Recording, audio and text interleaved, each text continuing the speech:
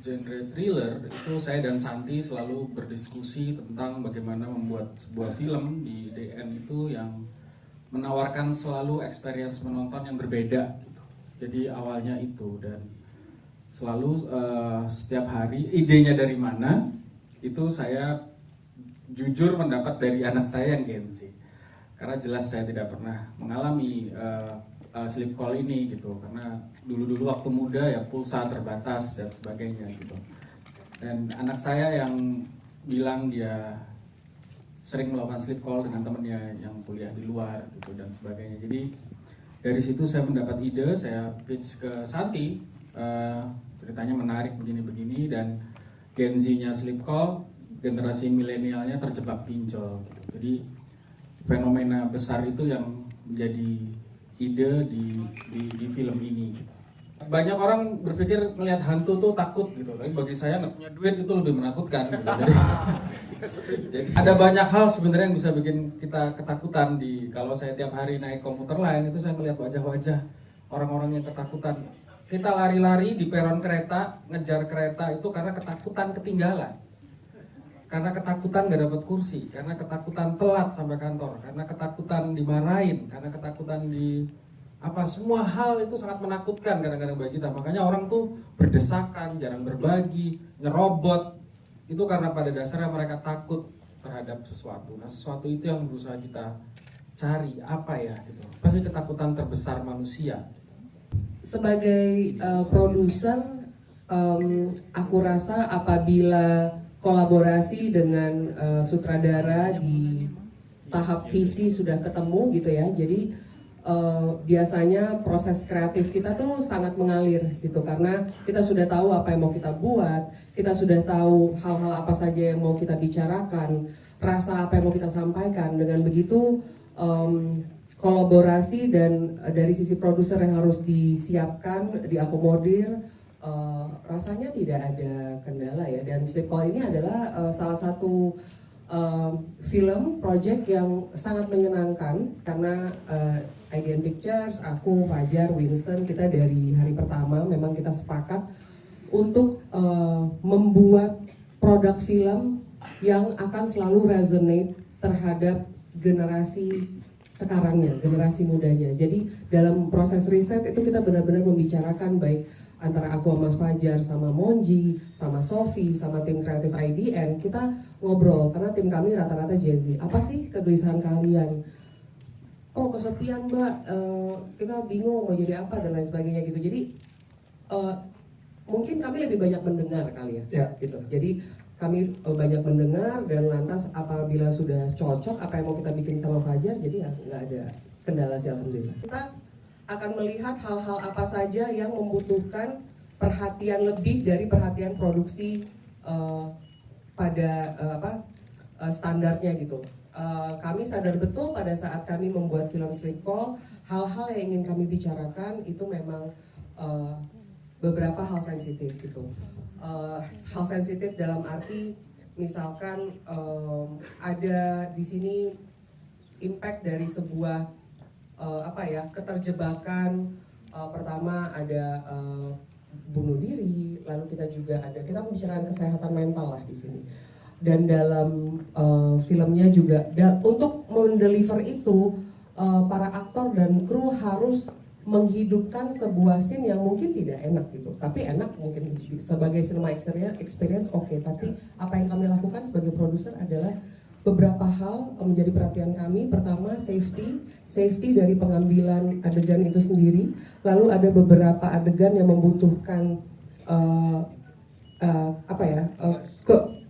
riders lebih, seperti kita adanya intimacy koordinator di film ini.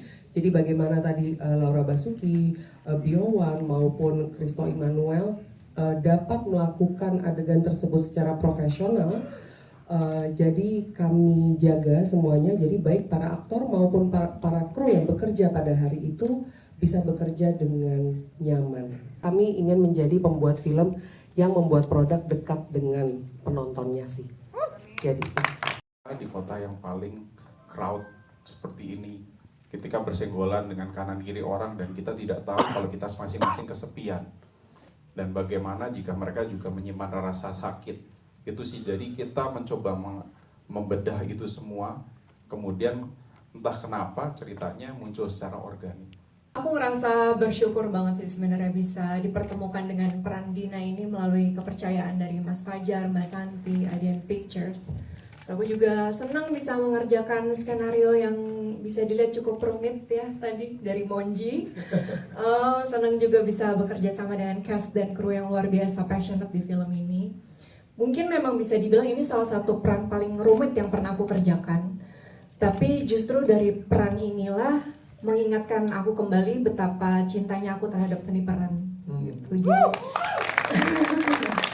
Ya, aku benar-benar mencintai proses pembuatan film ini dan semoga teman-teman semua juga berkenan dan menikmati hasil karya kami bersama. Banyak-banyak merenung. Sebenarnya apa yang dialami Dina ini cukup jauh ya dari aku. Aku nggak pernah mengalami apa yang Dina alami, nggak pernah merasakan apa yang Dina rasakan gitu. Jadi PR-ku cukup banyak sebelumnya.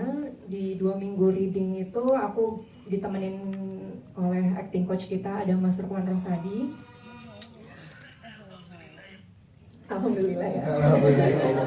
Mas Rukman Rosadi ini benar-benar ngebantu kami sebagai pemain gimana nyatuin ensemble-nya, nggak cuma satuan tiap aktornya aja, tapi gimana caranya kita nge-build chemistry bersama supaya film ini kan hidup nggak cuma dari satu pemain aja gitu. Jadi kita benar-benar berkolaborasi bersama-sama, dibantu juga dengan krunya yang passionate banget. Jadi aku rasa selama syuting nggak ada kendala ya. Pemanasan. Selamat sore semua. Treatment khusus untuk menjadi Rama adalah saya nggak boleh minder di depan Laura Basuki. Karena setiap di dekat dia saya deg-degan. Tapi ada fakta menarik bahwa Laura Basuki dengan yang skillnya yang sangat luar biasa dan range yang sangat luar biasa, ada satu hal yang dia nggak bisa. Apa itu? Mandi pakai gayung. Gayung lope lagi. Iya, jadi dia latihan mandi pakai gayung. sampai beli gitu. Sampai beli gayung berarti. Gimana caranya mandi pakai gayung tapi gitu. pakai gayung yang harus slow bentuknya. Yang harus slow, iya. Gayungnya harus slow bentuknya. Itu kalau itu sebenarnya nggak di shot, di bak kamar mandinya tuh ada ikannya sebenarnya. Iya. Tapi sekali lagi aku berterima kasih untuk kesempatannya terhadap Mas Fajar, Bu Santi dan Adian Pictures, karena ini sebuah new wave sinema menurutku ya. Jadi rasanya sangat bangga bisa bergabung di sini. Treatment khususnya aku selalu hadir di lokasi syuting setiap hari walaupun aku nggak ada scene-nya. Paling itu aja. Ketika Monji sama Nugros pitch the story itu, perasaan aku, ini story-nya tentang orang-orang di Jakarta. Dan ketika membaca, ternyata audience reading experience-nya itu, kita sebagai aktor kan sentiasa membutuhkan materi yang stimulate gitu. Jadi skenario-nya itu stimulating banget. Dan aku menjadi takut ya. Jadi eksekusinya gimana nih? Sama Laura, aku emang ngefans sama Laura. Dari penasaran menjadi takut. Ya, excited tapi iya Laura. Wah gimana nih Laura? Penasaran menjadi takut kan. Tapi ternyata the whole team, the whole cast begitu accommodating dan proses syutingnya begitu bukan aman, malah nyaman. Yang pasti sangat menyenangkan, dan aku mau berterima kasih sih ke Mas Nugros, Mas Fajar, karena udah memberikan aku kesempatan di dunia perfilman di mana aku nggak punya sama sekali pengalaman dan nggak pernah belajar juga. Jadi aku benar-benar belajar dari nol di sini, dibantu sama para cast dan Mas Rosa juga. Jadi Aku bener-bener seneng banget sih. Lebih ke pressure karena yang lainnya kan aktor sama aktris senior, jadi aku kayak takut salah aja. Terus suruh ulang lagi kan gak enak. Alhamdulillah geng Pinjol bener-bener seru, lucu, dan suportif banget ya. Belum. Saking suportifnya tadi yang seperti dibilang Rachel ya. Senyum. Wah. Pada senyum bagus. Sebelumnya aku mau terima kasih juga ke Mas Fajar, Mbak Santi, Pak Winston udah diberikan kepercayaan. Aku bersyukur banget awalnya sampai sekarang jadi kayak saya jadi curiga kenapa saya yang dipilih ya gitu. Apakah saya red flag in real life? Apakah Anda melihat red flag kan itu gitu. Tapi sebelumnya aku mau puji Kak Rachel juga ya BTW. Karena ini film pertamanya Kak Rachel dan bisa nanya Kak sama case yang lain dia luar biasa banget di set ngasih tektokannya enak banget kayak hebat banget lah.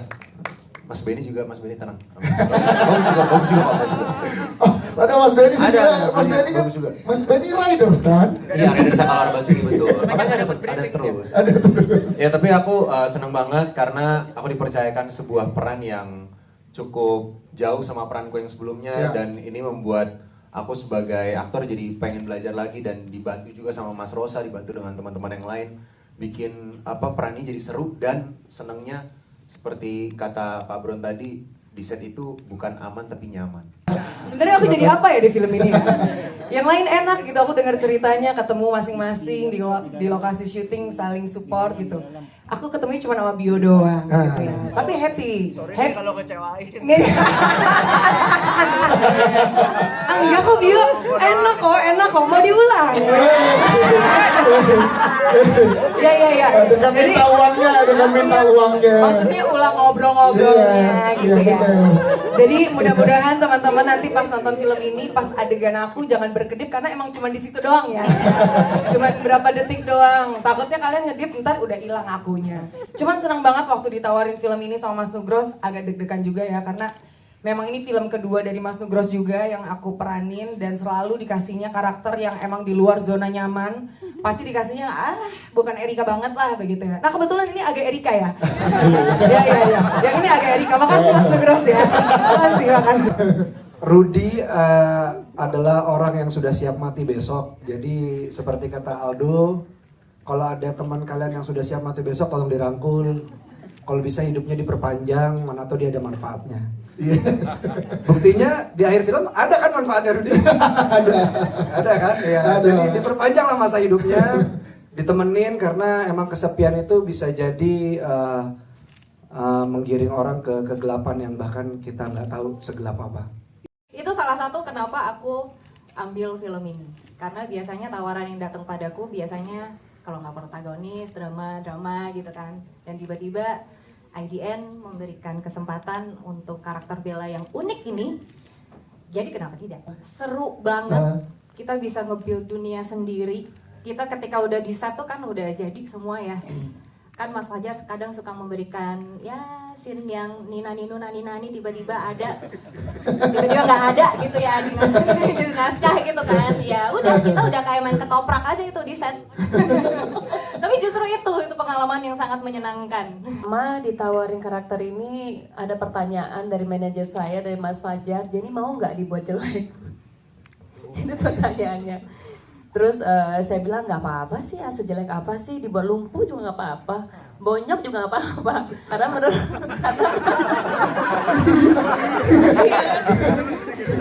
menurut saya semakin jelek tuh semakin bagus gitu loh. Jadi ke teman-teman yang sudah melihat ya karakternya si ibu ya begitulah apa yang dirasakan sampai sekarang saya juga masih merasakan itu. Sebenarnya sebelumnya tuh Suster Maya tidak seperti itu. Tapi ternyata semuanya berubah di set ya Mas Nugros ya.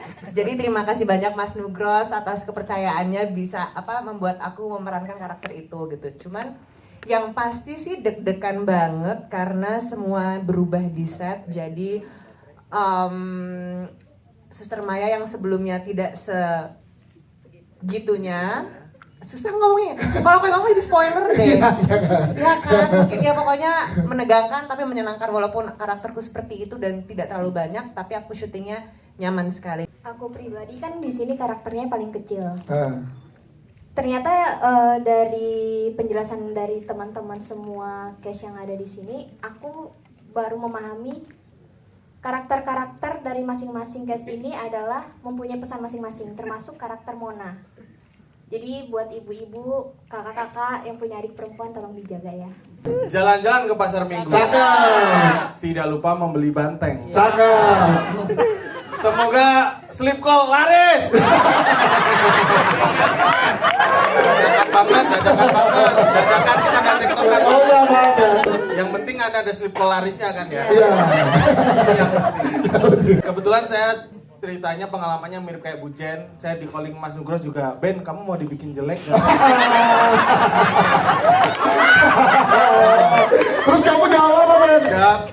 Ya mau gimana lagi kan? Cuman saya terlalu profesional, jadi sampai sekarang saya masih in karakter. Kalau Bujen kan udah kembali kan? Saya masih in karakter. Nah ini lanjutnya masih di bawah. Cuman terlalu profesional aja. Menyenangkan banget, sumpah ini nggak peres ya. Masih ada yang tahu peres nggak sih? Masih. Menyenangkan, saya pribadi takut banget karena dengan jajaran cast yang luar biasa ini. Harapan saya nggak muluk-muluk, saya cuma pengen nggak ngerusak film ini. Serius, saya syuting pertama itu biar jangan sampai rusak dah gitu. Doang. Dan ternyata suasananya membuat saya iya. Membuat ketakutan itu hilang dari para cast, dari acting coach Mas Nugros, membuat suasana ini menjadi kayak suasana untuk mencoba bersama. Kalau kita bikin kesalahan ya ayo kita perbaiki. Yang penting kita berusaha sebaik mungkin dan nanti kalau bikin salah kita perbaiki bareng-bareng. Yes. Adegan tersulit ketika kita masih scene-nya kelar semua, tiba-tiba Mas Nugros masuk set. Nah itu. Karena selalu ada tambahan scene yang nggak ada di naskah. Dan ini ada juga fun fact yang belum tahu, ini para cast ini kita nggak dikasih skrip, kita dikasih sinopsis. Film Mas Nugros selalu pemain itu sinopsis ya, ini tolong dicatat media ya. Yang tulis skrip pemainnya semua ini. Paling susah set di kantor pinjol yang di depan danau, depan balon-balon gitu nggak susah tadi ya? Oh itu bio lupa, sorry Ben. Emang sering ketukar. Namanya sekarang Beniwan. Prosesnya kita ngobrol banyak jauh sebelum proses syuting dimulai. Salah satunya pembicaraan dengan Laura atau aktor-aktor yang akan memerankan adegan tersebut. Tentu biasanya sutradara akan menanyakan, akan ada kebutuhan kreatif seperti ini, apakah keberatan dan lain sebagainya. Seperti tadi Benny ditanya apakah kamu keberatan dibikin jelek gitu kan, itu ditanyakan semuanya. Jadi bener ya Ben, kita kira bohong. Callback ya, oke. Nah, lalu pada saat spesifik beberapa kebutuhan scene, kalau untuk script call, kita alhamdulillah waktu itu kita ngobrol sama Laura ya, Lau ya. Jadi kita nanya, Lau gimana, apa yang tentu kita sebagai produser maupun sutradara ingin agar para aktor maupun para kru yang bekerja sama dengan kita bisa memberikan yang terbaik. Dengan begitu apa yang bisa kita siapkan? Lalu Laura menyampaikan bahwa Laura merekomen seorang intimacy koordinator, yaitu di film ini Hagai Pakan, yang akan tugasnya itu membantu koreokan maupun mempersiapkan kebutuhan produksi agar adegan kreatif yang diinginkan oleh sutradara bisa dieksekusi dengan aman dan nyaman, baik dari sisi aktor maupun dari sisi kru gitu. Jadi kita beberapa kali kita meeting, Fajar ada kebutuhan scene seperti apa, lalu nanti akan kita bahas di ruang persiapan. Oh baiknya kayak begini angle-nya, koreonya dan lain sebagainya. Di ruangan itu ada aku, Fajar, DOP dan intimacy koordinator gitu, dan juga dari tim casting. Jadi prosesnya seperti itu gitu. Jadi memang kita memastikan agar adegan yang diambil ini para aktor bisa memberikan yang terbaiknya gitu, dengan kita menyiapkan beberapa hal yang harus produser siapkan. Secara spesifik kita tidak tidak ini ya, secara spesifik kita memang menyampaikan bahwa film ini tentang kesehatan mental, itu pertama Mas, dan kedua memang kami sangat jaga agar film ini ditonton oleh usia 17 tahun ke atas yang kami rasa sudah mempunyai kematangan akan pandangannya melihat sebuah produk tontonan seperti itu sih. Untuk yang part masa-masa menggantung itu adalah bagian dari kita beraudiensi dengan lembaga sensor film yang menghimbau untuk para filmmaker melakukan sensor mandiri. Jadi shot itu memang tidak ada shotnya padat dan sebagainya, tapi dari treatment di film kita tidak mendramatisasi berlebihan. Jadi kita bikin lebar agak jauh supaya tidak terlalu menempel di mata, tidak ada musik yang mengharu biru atau mendramatisir adegan itu gitu. Jadi dua part adegan ini memang dipikirkan masak-masak, matang-matang gitu, dan intimasi koordinatornya juga menjadi part diskusi kreatif bahwa director pengen begini dan dia bagaimana keinginan director itu diterapkan dengan aman nyaman terhadap aktornya. Jadi baik yang adegan kekerasan berdarah maupun yang intimasinya sama-sama kita treat dengan profesional gitu di film ini. Saya nggak pernah mendudukkan tim kreatif, DOP, produser, kita akan bikin film kayak ini ya.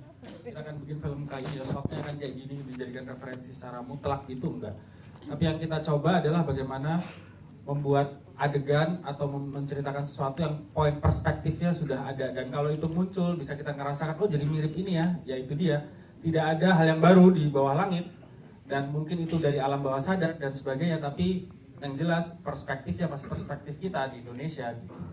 Dekat, tapi sering luput dari perhatian kita gitu. Jadi mungkin aku pernah beberapa kali ngalamin hal, punya teman yang mungkin ngerasa kesepian dan dia ngerasa gagal dalam percintaan, tapi aku mungkin luput dari perhatian karena ngerasa oh ya itu memang belum waktunya aja, agak menyepelekan. Tapi dari film-film seperti ini itu membuka sudut pandang baru lagi, gimana dampak kesepian itu bisa berbeda di setiap orang gitu. Gimana cara masing-masing orang itu harus berusaha menolong dirinya sendiri tanpa bergantung ke orang lain, karena yang paling bisa menolong diri kita adalah diri kita sendiri. Memang produser harus submit, ada beberapa kriteria bahwa film sudah harus ditonton oleh publik gitu. Dalam konteks film Circle sendiri kita sudah melakukan special screening dari tanggal berapa ya, aku lupa, 7 Agustus kalau saya di Plaza Senayan kita pertama itu ya. Jadi produser memang harus apply, submit. Lalu kalau untuk kan ya tentu kami semua berharap bahwa film yang kami buat dengan sebaik-baiknya ini bisa diapresiasi. Tapi ya itu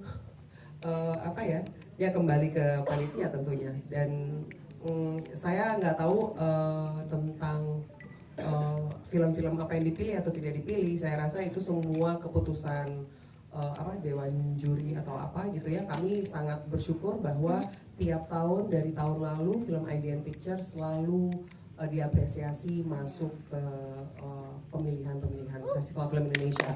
Mengingat kami adalah masih perusahaan sangat baru, kami baru berumur 3 tahun. Jadi sangat bersyukur sekali. Terima kasih. Tapi kita masuk 30 besar udah alhamdulillah berarti diapresiasi.